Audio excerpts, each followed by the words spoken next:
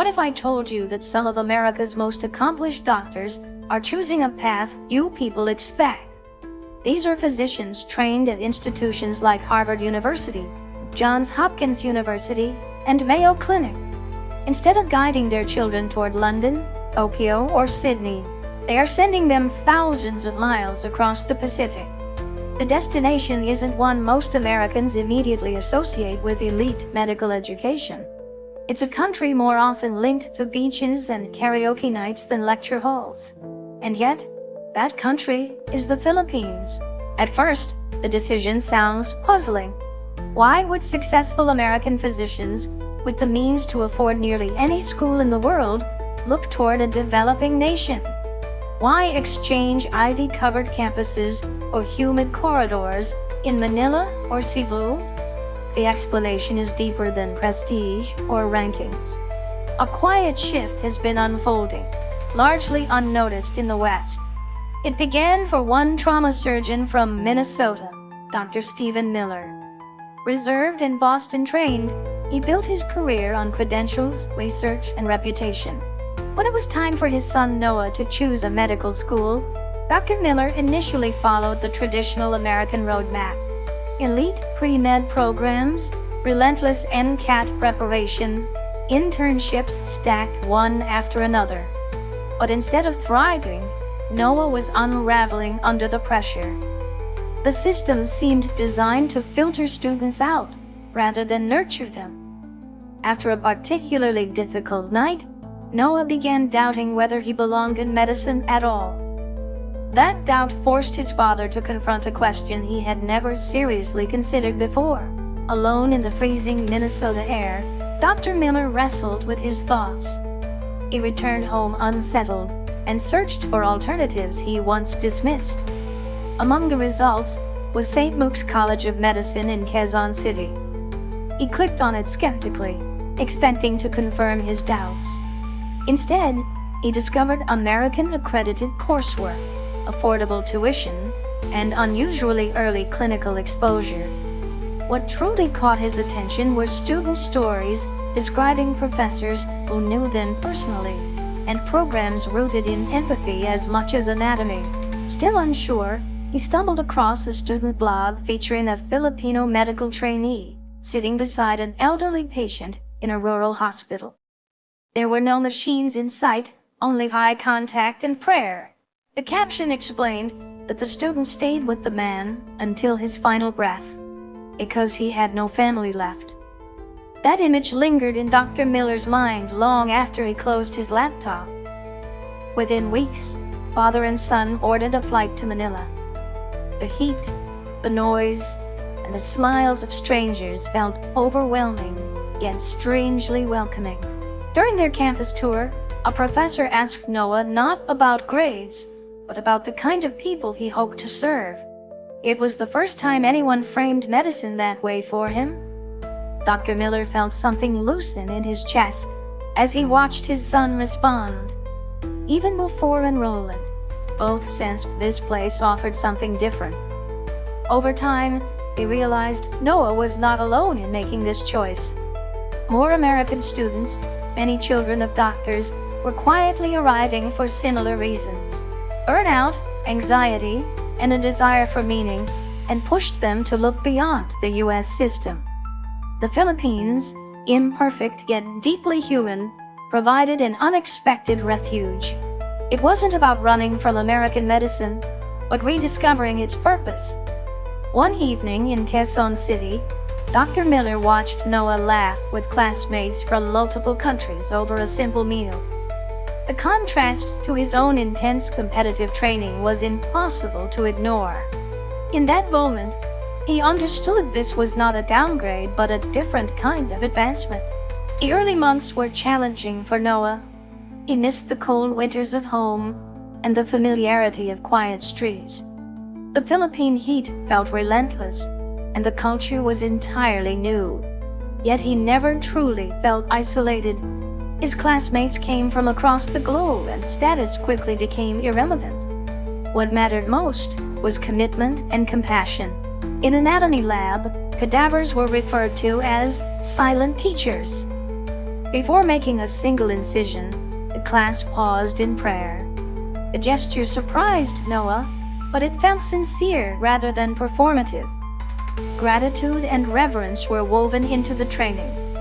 When he told his father about it, Dr. Miller listened carefully. Something within him was changing too. Back home, some colleagues expressed doubt or skepticism. They questioned standards, resources, and global perception. But Noah's stories painted a fuller picture.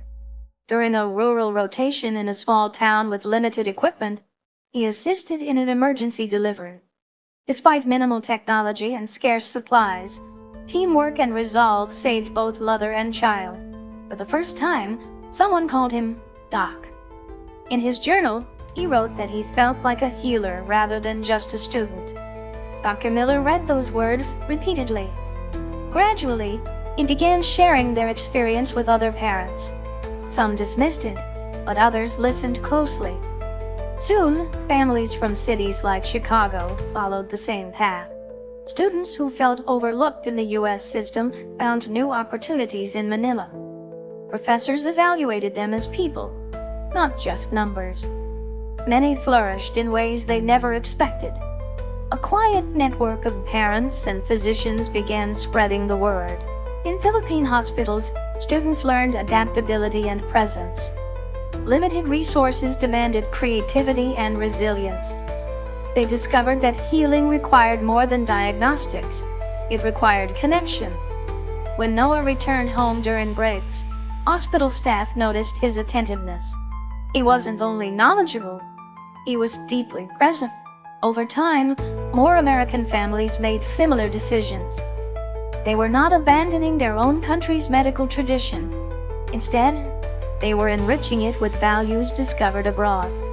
In communities where nurses prayed before shifts and families brought meals to emergency rooms, medicine felt sacred again. The Philippines offered something many had been searching for without realizing it. During his third year, a simple hallway moment clarified everything for Noah.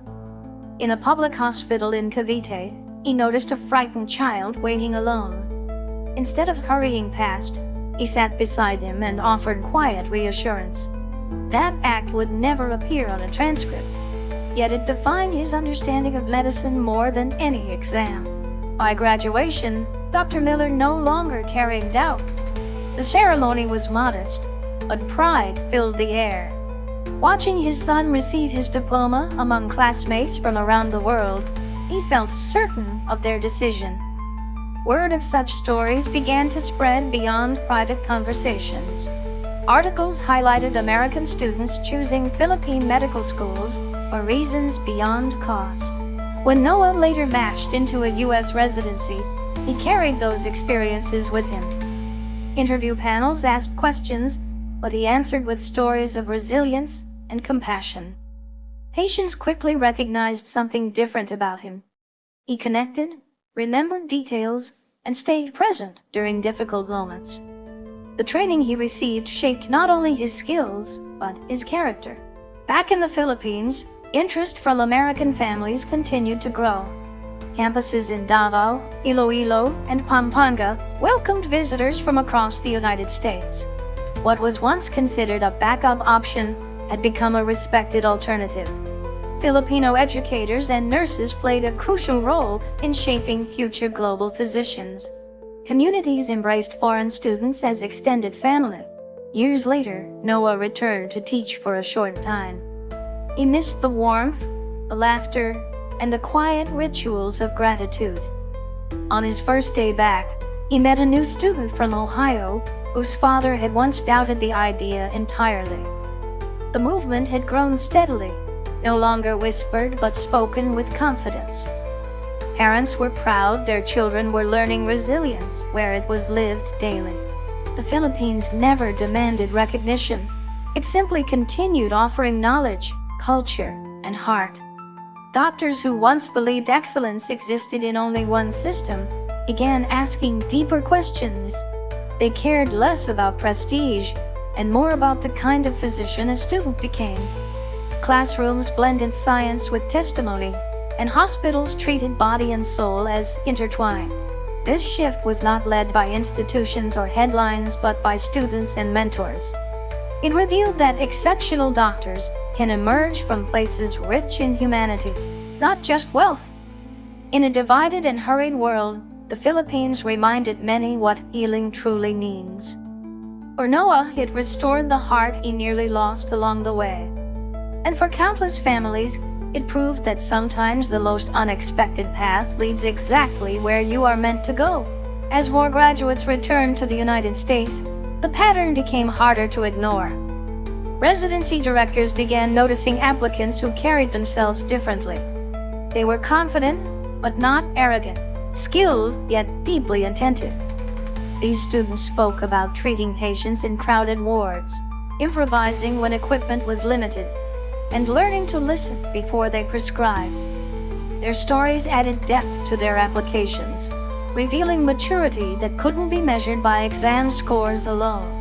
Hospital administrators started comparing notes. The graduates trained in the Philippines often adapted quickly to high-pressure environments. They were comfortable with diversity, accustomed to working across cultures and languages.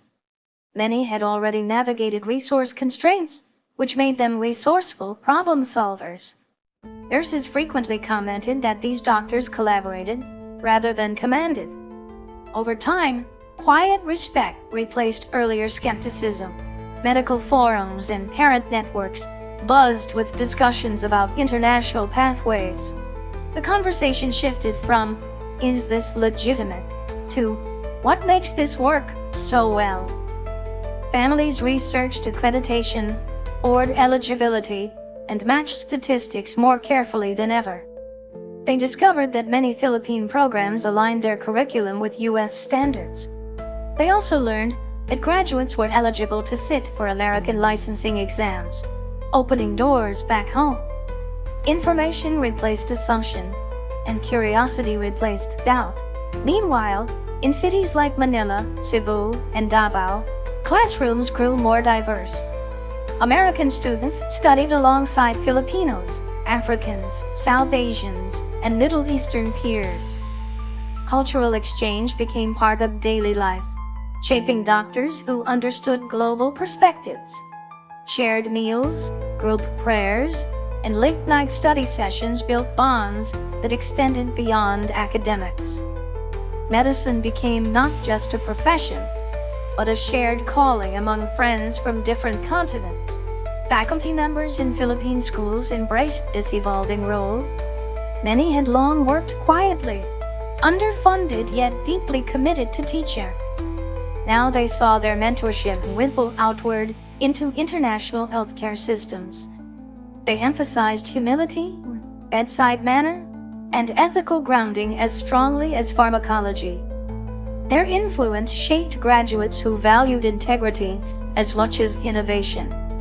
Recognition slowly followed the dedication they had always shown. Parents who once hesitated now spoke openly about their choice.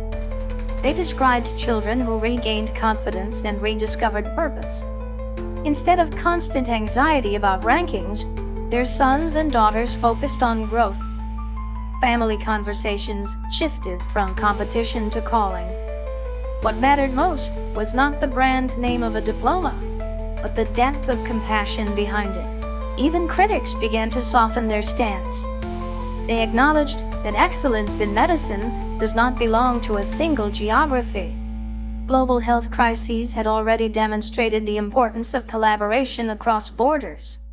The idea that meaningful training could happen outside traditional Western powerhouses no longer seemed radical. It seemed practical and, in many ways, necessary. For students currently enrolled, the journey remained demanding. Exams were rigorous, clinical rotations intense, and expectations high. Yet the environment encouraged reflection alongside achievement. Professors asked not only, "What did you diagnose?" but "How did you treat the person?" That distinction reshaped how future doctors defined success.